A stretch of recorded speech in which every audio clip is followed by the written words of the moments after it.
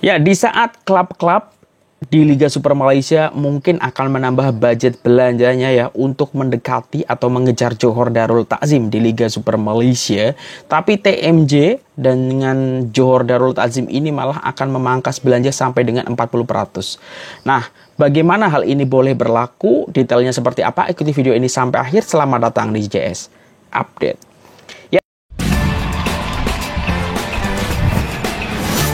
Assalamualaikum warahmatullahi wabarakatuh. Selamat malam korang semua. Jumpa lagi dengan saya Jutama dari Jalan-Jalan Sepak Bola. Semoga sehat semua di tanggal 6 Januari 2024. JJS masih coba konsisten buat video sebanyak mungkin ya, sambil Nah, kali ini update-nya soal Johor Darul Takzim. Ini ada artikel yang menarik bagaimana ini mendedahkan strategi TMJ di 2024 bersama Johor Darul Takzim tentang ya mengurangi belanja ya, strateginya lah istilahnya. Ini didedahkan cukup mendalam. Ini bahkan direpost oleh akun official Johor. Ini dari semuanya bola.com ya. Tajuknya adalah bagaimana pengurangan perbelanjaan menjamin legasi Johor Darul Takzim. Ini masuk ke kajian dan fakta Kapten SB yang membuat artikel ya nampaknya. Oke, kita coba ulas ya. Sedekat lepas di bawah visi kepemimpinan DYIM Tunku Ismail Ibni Sultan Ibrahim ataupun TMJ, JDT menongkah arus sehingga meninggalkan kesan yang sukar dipadam dalam bola sepak Malaysia.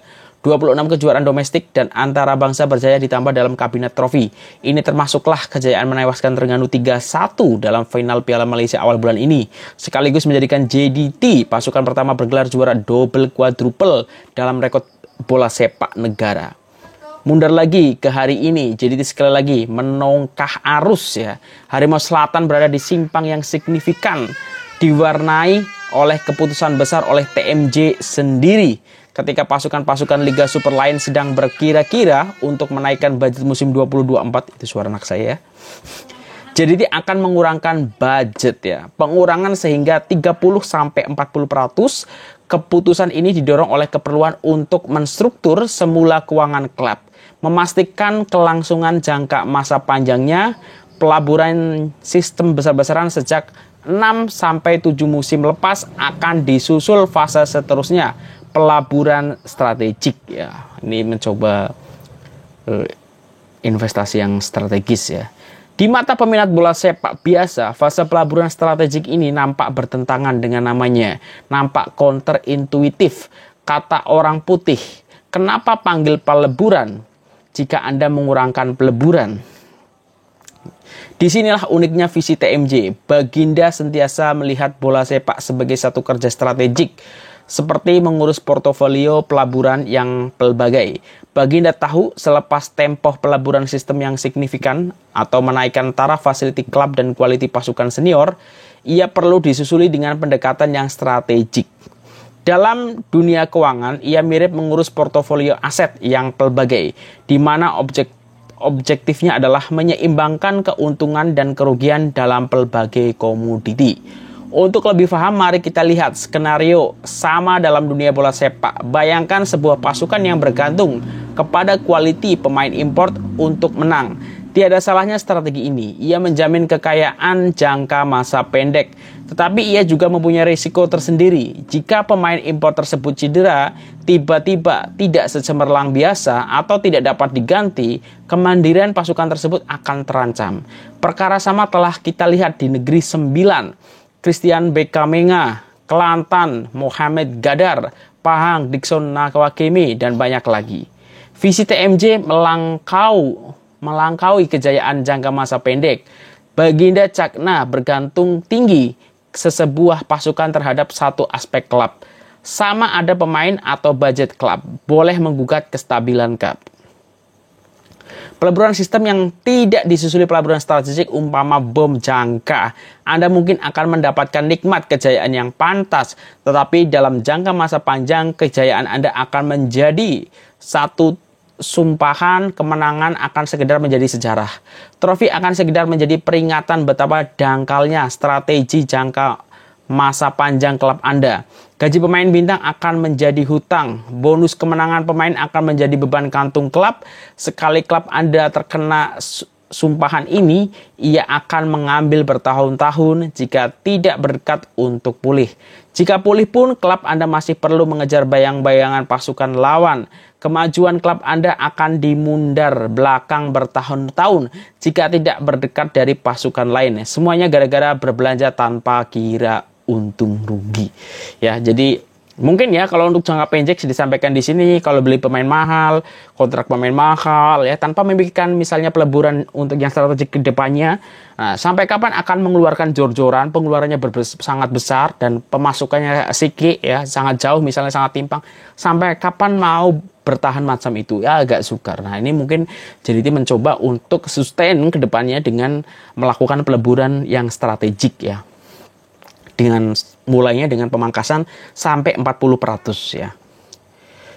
Penekanan TMJ ke arah pengurusan keuangan yang bertanggung jawab bermula musim 2024 berfungsi sebagai perisai sumpahan ini. Tajuk utama di media sukan pada minggu ini semuanya tertumpu kepada pengurangan budget JDT. Tetapi barangkali ramai sudah lupa, JDT juga rancak mempelbagaikan sumber pendapatannya. Ya, antaranya. Jadi ini semuanya bola ini mengulas bahwa ketika ada rencana TMJ untuk memangkas ya pengeluarannya di musim 2024 sampai 40%, terus pemainnya ada yang dipinjamkan, ada yang tidak diperpanjang, ada staff-staffnya juga yang dikeluarkan ya terkait mungkin pengurangan dana operasional dan segala macam. Nah, semua fokus pada situ tapi tidak tidak melihat sisi yang lain. Karena kita tahu JDT ini selalu ditunggu lah ya, misalnya tiap tahun, wah mendatangkan siapa, pemain terkenal dan segala macam. Tentu itu bukan sekedar pemain biasa ya. Tapi kita juga tahu JDT sudah mengorbitkan banyak pemain muda gitu. Dan di sini yang disorot oleh semuanya bola ini kaitannya dengan kerjasama atau sponsor atau peleburan yang sudah masuk ke Johor Darul Ta'zim. Yang ini bahkan bakal menjadi ya membantu JDT untuk tetap bertahan di dunia bola sepak ya, dengan ibaratnya menuju ke profesional sebenarnya, dalam artian tidak ada misalnya besar pasak daripada tiang. Jadi tidak ada besar pengeluaran daripada pemasukan. Ini sudah dilakukan JDT dengan melakukan banyak sekali kerjasama ya.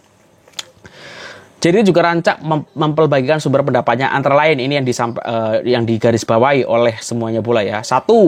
Memulakan satu proyek besar baru bersama syarikat antara bangsa dan tokoh-tokoh terkenal dalam industri bola sepak global ya. Kita tahu memang relasi TMJ ini bukan kaleng-kaleng ya. Dari pemain, owner, klub dunia itu kenal dengan TMJ. 2. Perkembangan komersil gimnasium JDT bersama live fitness kepada umum. Nah, nanti ini akan digunakan oleh umum ya.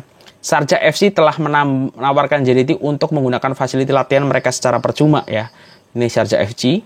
Nomor 4, kerjasama dengan IKEA, Tebrau, dan juga Token Shopping Center ya. 4, melancarkan token JDT di platform socios.com ya. Ini NFT ya, macam itu. 6, kerjasama dengan Aston Martin Racing Asia. 7, perjanjian dengan Spartan untuk membawa acara Spartan Stadion ke Stadium Sultan Ibrahim. Jadi tidak hanya digunakan untuk bola sepak ya, Stadium Sultan Ibrahim juga akan digunakan untuk sebuah acara ya yang namanya Spartan ini. Nomor 8, dalam proses akhir untuk melengkapkan kerjasama dengan 2 jenama antara bangsa. Nah, ini kita tunggu 2 jenama antara bangsanya itu apa. 9, kerjasama dengan HID Global ya. 10, mengevolusikan Stadium Sultan Ibrahim sebagai destinasi F&B melalui pembukaan restoran-restoran rangkaian antara bangsa ya. Jadi selain menjadi tempat wisata, selain jadi tempat kandangnya JDT, ini juga jadi destinasi ya orang untuk makan atau tujuan lah.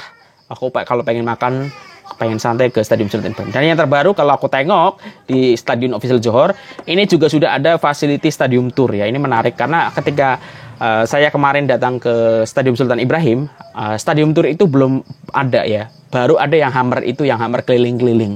Jadi ini menarik, ini sama juga konsep yang dilakukan oleh Bali United. Jadi benar-benar Stadium Tournya ini dikelola dengan proper sehingga selain ya meningkatkan branding awareness terkait facility ataupun quality dari klub tersebut, yang paling penting ini juga menambahkan pendapatan ya untuk klub. Nah, ini menarik ya. Semoga nanti ketika aku ada kesempatan ke sana, boleh mencoba melakukan stadium tour. Dengan mengurangkan perbelanjaan dan meningkatkan, anak saya makin keras nangisnya. Kita lanjut aja nggak apa-apa. Udah ada ibunya.